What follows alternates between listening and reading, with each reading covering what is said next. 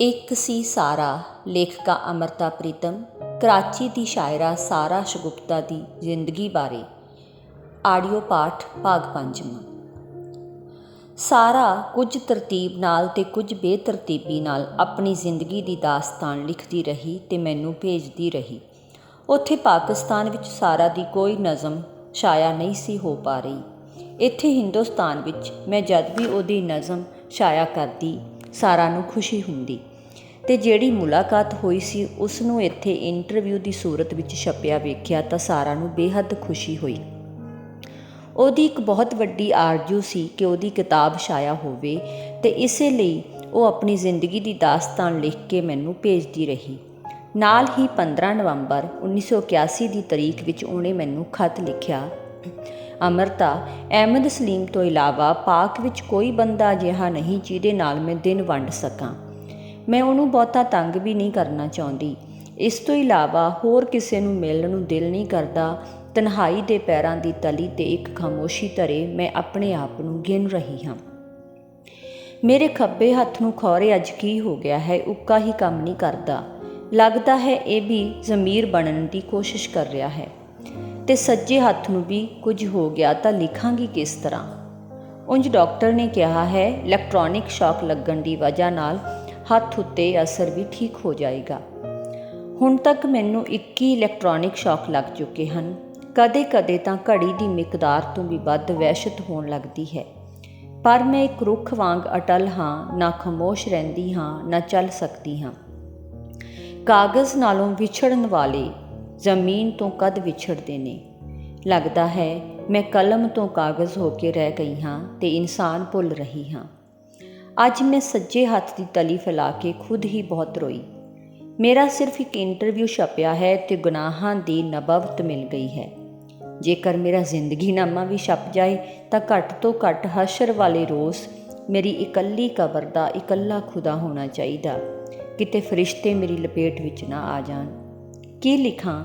ਪਿਛਲੇ ਦਿਨੀਂ ਇੱਕ ਸਾਹਿਬ ਨੇ ਆਖਿਆ, ਸਾਰਾ ਤਾਂ ਪਲੀਤ ਲਫ਼ਜ਼ ਲਿਖਦੀ ਹੈ, ਇਸੇ ਕਾਰਨ ਉਹਦੀ ਸ਼ੌਹਰਤ ਹੈ ਅਤੇ ਮਰਦ ਇਸੇ ਕਾਰਨ ਉਹਨੂੰ ਦਾਦ ਦਿੰਦੇ ਨੇ ਅਤੇ ਕਲਾਮ ਸੁਣਦੇ ਨੇ।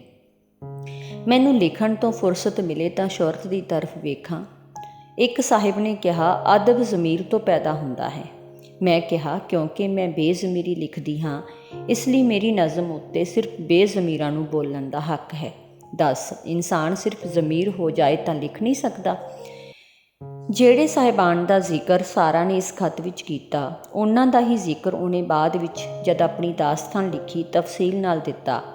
ਇੱਕ ਤਨਕੀਦੀ ਬੈਠਕ ਵਿੱਚ ਇੱਕ ਜੁਮਲਾ ਕੁਝ ਇਸ ਤਰ੍ਹਾਂ ਦਾ ਸੀ, ਸਾਰਾ ਆਪਣੇ ਜਿਸਮ ਵਿੱਚ ਤੇ ਆਪਣੀ ਸ਼ਾਇਰੀ ਵਿੱਚ ਤਮੀਜ਼ ਪੈਦਾ ਕਰ। ਇਹ ਮਹਿਜ਼ ਇੱਕ ਗਾਲ ਸੀ। ਮੈਂ ਬਰਦਾਸ਼ਤ ਕਰਨ ਦੀ ਪੂਰੀ ਕੋਸ਼ਿਸ਼ ਕੀਤੀ। ਸਿਰਫ ਇੰਨਾ ਹੀ ਕਿਹਾ, ਸਾਹਬ, ਮੈਂ ਤਾਂ ਬੇਜ਼ਮੀਰ ਲਿਖਦੀ ਹਾਂ, ਮੈਨੂੰ ਕੀ ਪਤਾ ਕਿ ਤਮੀਜ਼ ਤੇ ਜ਼ਮੀਰ ਕਿਸ ਨੂੰ ਕਹਿੰਦੇ ਨੇ। ਇਸ ਲਈ ਮੇਰੀ ਨਜ਼ਮ 'ਤੇ ਸਿਰਫ ਬੇਜ਼ਮੀਰਾਂ ਨੂੰ ਬੋਲਣ ਦਾ ਹੱਕ ਹੈ। ਫਿਰ ਇੱਕ ਦਿਨ ਇੱਕ ਸ਼ਾਇਰ ਨੇ ਕਿਹਾ, ਨਮਾਜ਼ ਪੜ੍ਹਿਆ ਕਰ। ਹਾਲਾਂਕਿ ਉਸ ਸ਼ਾਇਰ ਦਾ ਕੱਦ ਜਾਏ ਨਮਾਜ਼ ਤੋਂ ਵੀ ਛੋਟਾ ਸੀ। ਫਿਰ ਇੱਕ ਆਲੋਚਕ ਬੋਲਿਆ, ਧੀਏ, ਇਹ ਲੱਛਣ ਚੰਗੇ ਨਹੀਂ, ਅਤੇ ਰੁਮਾਲ ਨਾਲ ਆਪਣੀਆਂ ਲੇਲਾਂ ਪੂੰਝਣ ਲੱਗਾ। ਕਿਸੇ ਹੋਰ ਨੇ ਕਿਹਾ, ਬਿਨਾਂ ਜਾਲ ਦੀ ਮੱਛੀ ਹੈ, ਪਰ ਮੈਂ ਤਾਂ ਭੈਣ ਕਹਿ ਬੈਠਾ, ਹੁਣ ਤੂੰ ਨਿਪਟ। ਇਹ ਆਲਮ, ਇਹ ਗਿਰਜੇ, ਇਹ ਕਮਰਿਆਂ ਦੇ ਬਸ਼ਿੰਦੇ, ਇੱਜ਼ਤ ਦੇ ਪੱਥਰਾਂ ਨਾਲ ਬੋਝਲ, ਨਕਲਚੀਆਂ ਨਾਲ ਤਾੜੀਆਂ ਵਜਾਉਣ ਵਾਲੇ ਆਪਣੇ ਕੱਦ ਤੋਂ ਵੀ ਛੋਟੀ ਦਾਦ ਰੱਖਦੇ ਹਨ। ਸੁਸਾਇਟੀ ਦੇ ਆਲਾ ਨਸਲੀ ਕੁੱਤਿਆਂ ਦਾ ਇਹ ਹਾਲ ਹੈ। ਨੰਗਾ ਸੂਰਜ। ਸਾਰਾ ਦਾ ਖਤ ਆਇਆ, ਅੰਮ੍ਰਿਤਾ, 7 ਰੋਜ਼ ਪਹਿਲਾਂ ਮੈਂ ਸੋਚਿਆ, ਸਾਰਾ ਬੀਬੀ ਬਹੁਤ ਹੋ ਚੁੱਕੀ, ਬਹੁਤ ਸਾਰੀਆਂ ਅੱਖਾਂ ਨਜ਼ਾਬ ਹੋ ਚੁੱਕੀਆਂ, ਥੁੱਕਦੇ ਇਹ ਜਿਸਮ। ਤਾਂ ਅੰਮ੍ਰਿਤਾ, ਮੈਂ ਇੱਕ ਖਤ ਤੈਨੂੰ ਲਿਖਿਆ ਅਤੇ ਇੱਕ ਖਤ ਆਪਣੀ ਰੁਖਸਤੀ 'ਤੇ ਲਿਖਿਆ। ਉਹ ਖਤ ਅੰਮੀ ਨੂੰ ਦਿੱਤਾ, ਇਹ ਰੱਖ ਲੈ, ਸਵੇਰੇ ਅਹਿਮਦ ਸਲੀਮ ਆਵੇ ਤਾਂ ਉਹਨੂੰ ਦੇ ਦੇਣਾ। ਉਹ ਪੜ੍ਹੀ ਲਿਖੀ ਨਹੀਂ।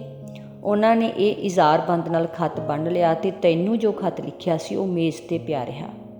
ਮੈਂ 40 ਗੋਲੀਆਂ ਖਾਧੀਆਂ ਅਤੇ ਅੰਮੀ ਦੇ ਕੋਲ ਸੌਂ ਗਈ।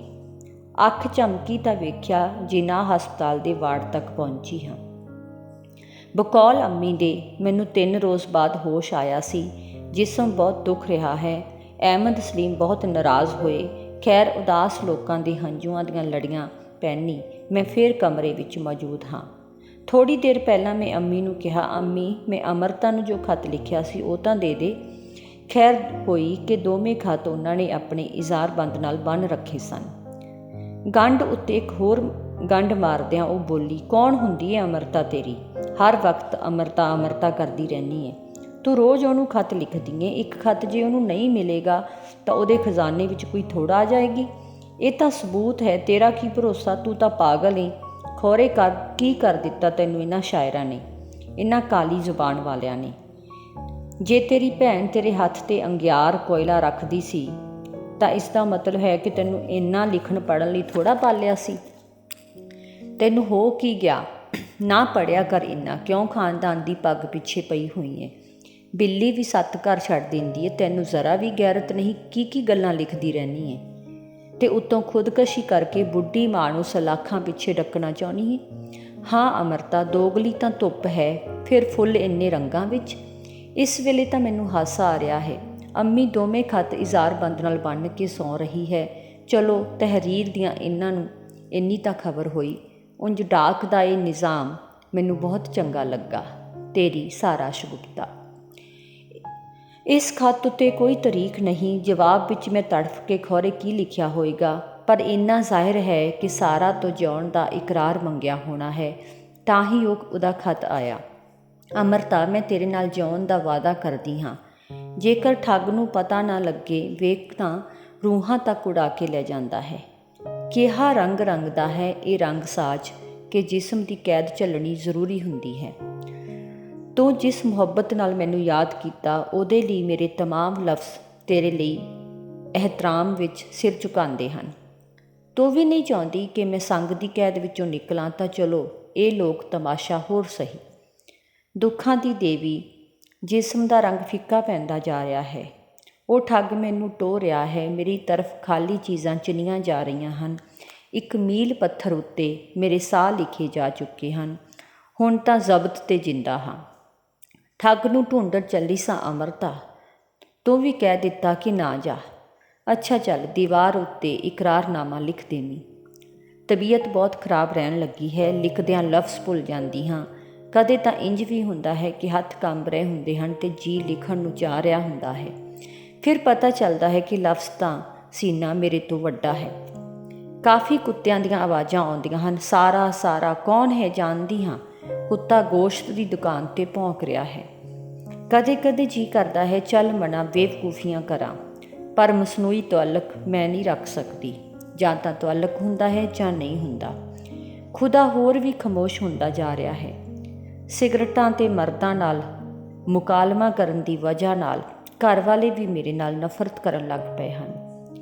ਸੱਚ ਕੌਣ ਬੋਲ ਰਿਹਾ ਹੈ, ਕੋਈ ਨਹੀਂ ਜਾਣਦਾ। ਕਿਤਾਬ ਅਪ੍ਰੈਲ ਤੱਕ ਛਪ ਰਹੀ ਹੈ। ਵੇਖੋ ਫਿਰ ਕੀ ਹੁੰਦਾ ਹੈ। ਕਿਸੇ ਫੁੱਟਪਾਥ 'ਤੇ ਗੁਜ਼ਾਰਾ ਕਰਨਾ ਹੋਏਗਾ। ਇਮਰੋਜ਼ ਨੂੰ ਸਲਾਮ ਅਤੇ ਬੱਚਿਆਂ ਨੂੰ ਪਿਆਰ। ਤੇਰੀ ਸਾਰਾ ਸ਼ਗੁਫਤਾ। ਮੈਂ ਜਾਣਦੀ ਸਾਂ ਕਿ ਸਾਰਾ ਦੀ ਇੱਕ ਬਹੁਤ ਵੱਡੀ ਖਵਾਇਸ਼ ਹੈ ਆਪਣੀਆਂ ਨਜ਼ਮਾਂ ਨੂੰ ਕਿਤਾਬੀ ਸੂਰਤ ਵਿੱਚ ਵੇਖਣਾ। ਇਸ ਲਈ ਇੱਕ ਤਸੱਲੀ ਹੋਈ ਕਿ ਹੁਣ ਅਪ੍ਰੈਲ ਵਿੱਚ ਉਹਦੀ ਕਿਤਾਬ ਸ਼ਾਇਆ ਹੋ ਰਹੀ ਹੈ। ਪਰ ਬਾਅਦ ਵਿੱਚ ਮੈਨੂੰ ਅਹਿਮਦ ਸਲੀਮ ਤੋਂ ਪਤਾ ਚੱਲਿਆ ਕਿ ਸਾਰਾ ਨੇ 6000 ਜਾਂ ਇਸ ਤੋਂ ਵੀ ਵੱਧ ਰਕਮ ਕਿਸੇ ਨੂੰ ਦਿੱਤੀ ਸੀ ਕਿਤਾਬ ਸ਼ਾਇਆ ਕਰਨ ਲਈ, ਪਰ ਨਾ ਕਿਤਾਬ ਛਪੀ, ਨਾ ਉਹਦੀ ਰਕਮ ਵਾਪਸ ਹੋਈ।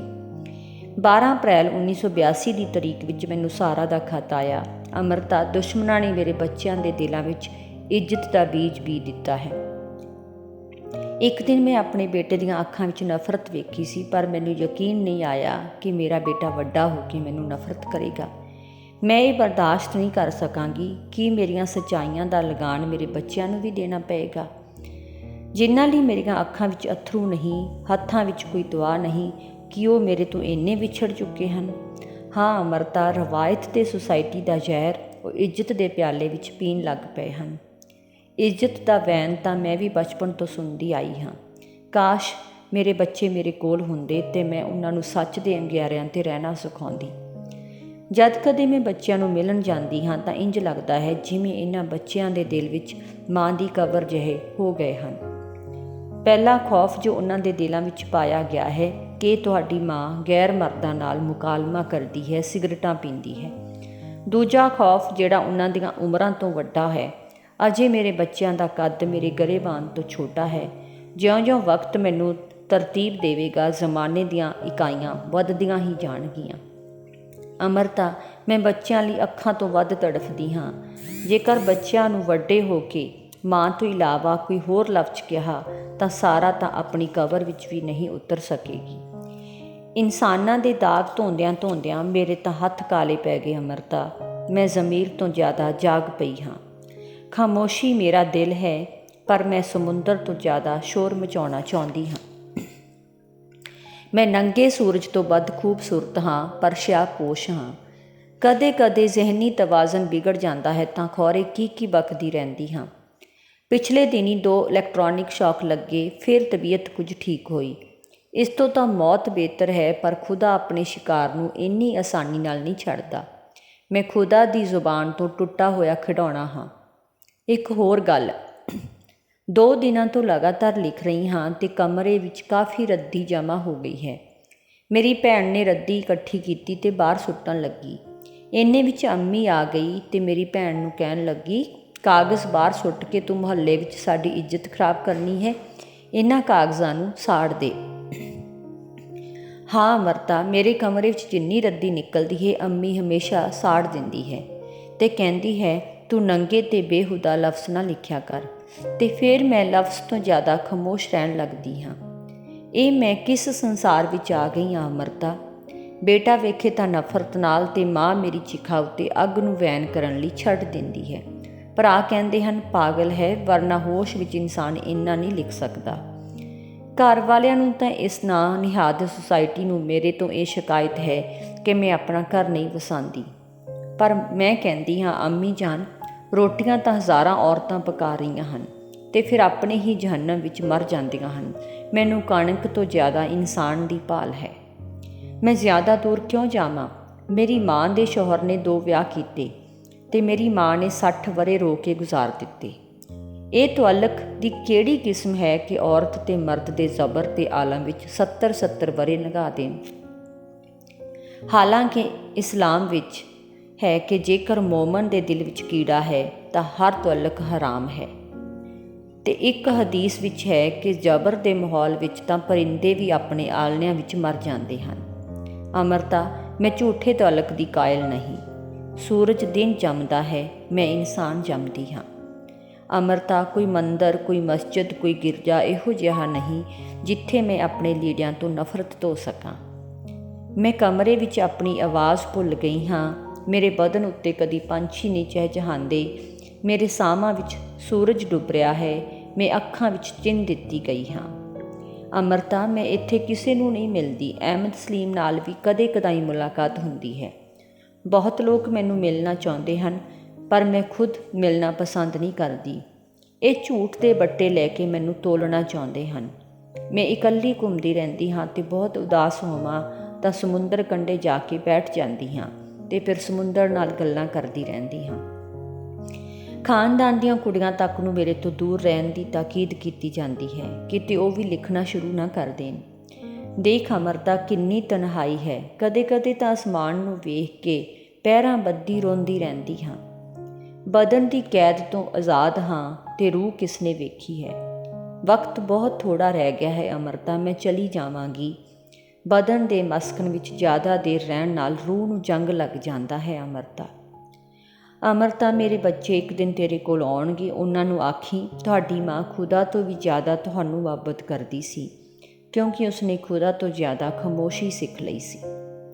ਅਮਰਤਾ, ਮੈਂ ਜਦੋਂ ਵੀ ਬੂਟੇ ਲਗਾਉਂਦੀ ਹਾਂ, ਮਿੱਟੀ ਆਪਣਾ ਮੂੰਹ ਕਬਰ ਵਾਂਗ ਖੋਲ੍ਹ ਦਿੰਦੀ ਹੈ ਅਤੇ ਮੌਤ ਤਾਂ ਰੋਜ਼ ਮੇਰੇ ਦਿਲ ਵਿੱਚ ਆ ਕੇ ਧੜਕਦੀ ਹੈ।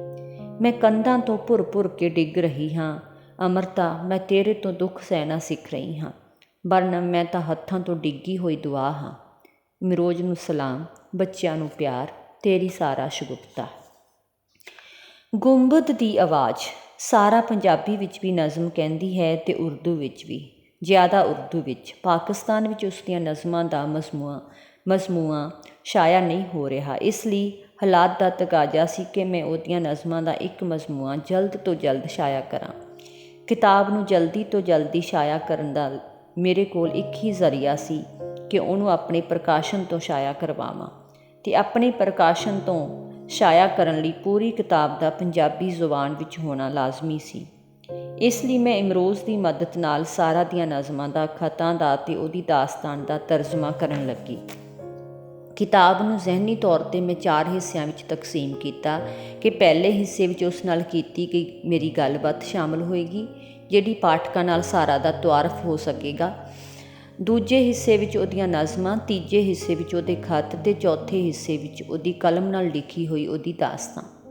ਇਹ ਸਭ ਮੈਂ ਸਾਰਾ ਨੂੰ ਲਿਖਿਆ ਅਤੇ ਤਾਕੀਦ ਕੀਤੀ ਕਿ ਆਪਣੀ ਦਾਸਤਾਨ ਵਿੱਚ ਉਹ ਜੋ ਕੁਝ ਵੀ ਲਿਖਣਾ ਚਾਹੁੰਦੀ ਹੈ ਲਿਖ ਕੇ ਭੇਜ ਦੇਵੇ। ਮੈਂ ਬਹੁਤ ਛੇਤੀ ਉਹਦੀ ਕਿਤਾਬ ਸ਼ਾਇਆ ਕਰ ਦੇਵਾਂਗੀ। ਜਵਾਬ ਵਿੱਚ 5 ਸਤੰਬਰ 1982 ਦੀ ਤਰੀਕ ਵਿੱਚ ਸਾਰਾ ਦਾ ਖਤ ਆਇਆ। ਅਮਰਤਾ, ਤੂੰ ਜਿਸ ਮੁਹੱਬਤ ਨਾਲ ਮੇਰੀ ਹੌਸਲਾ ਅਫਜ਼ਾਈ ਕੀਤੀ ਹੈ, ਮੈਂ ਉਸੇ ਮੁਹੱਬਤ ਨਾਲ ਆਪਣੇ ਸਾਰੇ ਦਰਿਆ ਤੇਰੀ ਮੁੱਠ ਵਿੱਚ ਕੈਦ ਕਰਦੀ ਹਾਂ। ਅਮਰਤਾ, ਮੇਰੀ ਅਮਰਤਾ, ਇਹ ਸਭ ਤਾਂ ਤੇਰੀ ਮੁਹੱਬਤ ਹੈ, ਵਰਨਾ ਮੈਂ ਤਾਂ ਹੱਥਾਂ ਵਿੱਚੋਂ ਡਿੱਗੀ ਹੋਈ ਦੁਆ ਹਾਂ। ਹਾਂ ਅਮਰਤਾ, ਹੁਣ ਆਵਾਜ਼ ਨੂੰ ਸਿਰਫ ਗੁੰਬਦ ਵਿੱਚ ਕੈਦ ਨਹੀਂ ਰਹਿਣਾ ਚਾਹੀਦਾ। ਮੇਰੇ ਘਰ ਆਈਏ ਤਾਂ ਵੇਖ ਮੇਰਾ ਘਰ ਵੀ ਕਦੇ ਕਦੇ ਤਾਂ ਜ਼ਹਿਨੀ ਤਵਾਜ਼ਨ ਬਿਲਕੁਲ ਵਿਗੜ ਜਾਂਦਾ ਹੈ। ਅੰਮੀ ਦੱਸਦੀ ਹੈ ਕਿ ਮੈਂ ਰਾਤ ਨੂੰ ਕੱਪੜੇ ਉਤਾਰ ਦਿੰਦੀ ਹਾਂ ਅਤੇ ਪਤਾ ਨਹੀਂ ਕੀ ਬੋਲਦੀ ਰਹਿੰਦੀ ਹਾਂ। ਹਰ ਦੂਜੇ ਤੀਜੇ ਦਿਨ ਇਹ ਦੌਰਾ ਪੈ ਜਾਂਦਾ ਹੈ। ਮੇਰੇ ਲਈ ਇਹ ਸੂਰਤ-ਏ-ਹਾਲ ਬਹੁਤ ਅਫਸੋਸਜਨਕ ਹੈ। ਮੈਂ ਪਾਗਲ ਨਹੀਂ ਹੋਣਾ ਚਾਹੁੰਦੀ, ਅਜੇ ਤਾਂ ਮੈਂ ਬੜੇ ਕੰਮ ਕਰਨੇ ਹਨ। ਰਬੜ ਦੀ ਬੇਜਾਨ ਗੁੱਡੀ ਦੇ ਸੀਨੇ ਵਿੱਚ ਇੱਕ ਸੀਟੀ ਧੜਕਦੀ ਰਹਿੰਦੀ ਹੈ। ਸੰਗਮਰਮਰ ਦੇ ਫੁੱਲਾਂ ਵਿੱਚ ਮੁਰਦਾ ਅੱਖਾਂ, ਜਿਉਂਦੇ ਹੱਥ। ਜ਼ਮੀਨ ਕਾਸ਼ਤ ਕਰਦੀ ਹਾਂ ਤਾਂ ਫਿਰ ਕਹਿ ਦਿੰਦੀ ਹਾਂ, ਲਵੋ ਇਹ ਜ਼ਮੀਨ ਵੀ ਤੁਹਾਡੀ, ਇਹ ਮੌਸਮ ਵੀ ਤੁਹਾਡੇ। ਇਹ ਮੈਂ ਕਿਹੋ ਜਿਹੇ ਬੂਟੇ ਲਾਂਦੀ ਹਾਂ ਅਮਰਤਾ, ਕਿ ਮਿੱਟੀ ਆਪਣਾ ਮੂੰਹ ਕਬਰ ਜਿੰਨਾ ਖੋਲ੍ਹ ਦਿੰਦੀ ਹੈ। ਅਮਰਤਾ, ਹਾਲਾਤ ਕੁਝ ਠੀਕ ਨਹੀਂ। 22 ਦਿਨ ਲਾਹੌਰ ਕਿਲ੍ਹੇ ਵੀ ਕੈਦ ਰਹੀ। ਸਜ਼ਾਵਾਂ ਬੜੀਆਂ ਸਖਤ ਹਨ। ਉੱਤੋਂ ਬਿਮਾਰੀ ਨੇ ਮੈਨੂੰ ਬੁਜ਼ਦਿਲ ਬਣਾ ਦਿੱਤਾ ਹੈ। ਇਨਸਾਨੀ ਕੁਰਾਨ ਦੇ ਬਾਰੇ ਵਿੱਚ ਅਜੇ ਤੱਕ ਮੁਹਤਾਤ ਹਾਂ ਅਤੇ ਪਾਕਿਸਤਾਨ ਵਿੱਚ ਉਹ ਕਿਤਾਬ ਛਪ ਵੀ ਨਹੀਂ ਸਕਦੀ। ਮੈਂ ਜਾਣਦੀ ਹਾਂ ਇਹ ਕਿਤਾਬ ਛਪਣ ਤੋਂ ਬਾਅਦ ਮੇਰੀ ਸਜ਼ਾ ਫਾਂਸੀ ਤੋਂ ਘੱਟ ਨਹੀਂ ਹੋਏਗੀ, ਪਰ ਮੈਨੂੰ ਕੋਈ ਪਰਵਾਹ ਨਹੀਂ। ਰੋਜ਼ ਖੌਰੇ ਕਿੰਨੀ ਵਾਰ ਸੂਲੀ 'ਤੇ ਚੜ੍ਹਦੀ ਹਾਂ। ਜਜ਼ਦਾਨ ਦੀ ਹਾਏ ਨਾਲ ਕੁਰਾਨ ਸੜ ਜਾਏ ਤਾਂ ਕੁਫਾਰਾ ਕੌਣ ਦੇਵੇ। ਕਾਸ਼ ਮੈਨੂੰ 1 ਸਾਲ ਸਿਹਤਯਾਬੀ ਮਿਲ ਜਾਵੇ ਤਾਂ ਮੈਂ ਆਪਣਾ ਕੰਮ ਮੁਕਾ ਲਵਾਂ। ਇੱਥੇ ਸਖਤੀ ਬਹੁਤ ਹੈ। ਇੱਥੇ ਬਹੁਤ ਸਾਰੇ ਖਤੂਤ ਸੈਂਸਰ ਹੋ ਜਾਂਦੇ ਹਨ। ਮੈਂ ਆਪ ਬੀਤੀ ਦੀਆਂ 3 ਕਿਸ਼ਤਾਂ ਅਰਸਾਲ ਕੀਤੀਆਂ ਸਨ। ਜੇਕਰ ਨਹੀਂ ਮਿਲੀਆਂ ਤਾਂ ਮੈਂ ਮੁੜ ਤੋਂ ਲਿਖ ਕੇ ਪੋਸਟ ਕਰਾਂ। ਸਿਹਤ ਠੀਕ ਰਹੀ ਤਾਂ ਜ਼ਰੂਰ ਹਿੰਦੁਸਤਾਨ ਆਵਾਂਗੀ। ਫਿਰ ਮੈਂ ਆਪਣੀ ਅਮਰਤਾ ਨਾਲ ਢੇਰ ਸਾਰੀਆਂ ਗੱਲਾਂ ਕਰਾਂਗੀ। ਅਮਰਤਾ, ਤੇਰੀ ਵਜ੍ਹਾ ਨਾਲ ਤਾਂ ਇਹ ਸਾਰਾ ਅਜੇ ਤੱਕ ਜਿੰਦਾ ਹੈ, ਵਰਨਾ ਮੈਂ ਤਾਂ ਹੱਥਾਂ ਤੋਂ ਡਿੱਗੀ ਹੋਈ ਦੁਆ ਹਾਂ। ਤੇਰੀ ਆਪਣੀ ਸਾਰਾ ਸ਼ਗੁਫਤਾ। ਸਾਰਾ ਦਾ ਹੀ ਖਤ ਪੜ੍ਹ ਕੇ ਮੇਰੀ ਪਰੇਸ਼ਾਨੀ ਲਾਹੌਰ ਕਿਲ੍ਹੇ ਦੀਆਂ ਕੰਧਾਂ ਨਾਲ ਟਕਰਾਉਣ ਲੱਗੀ। ਕੰਧਾਂ ਖਾਮੋਸ਼ ਸਨ, ਫਾਸਲੇ ਧੂੜ ਨਾਲ ਭਰੇ ਹੋਏ ਸਨ ਅਤੇ ਸੈਂਸਰ ਦੀ ਮੁੱਠੀ ਬੰਦ ਸੀ।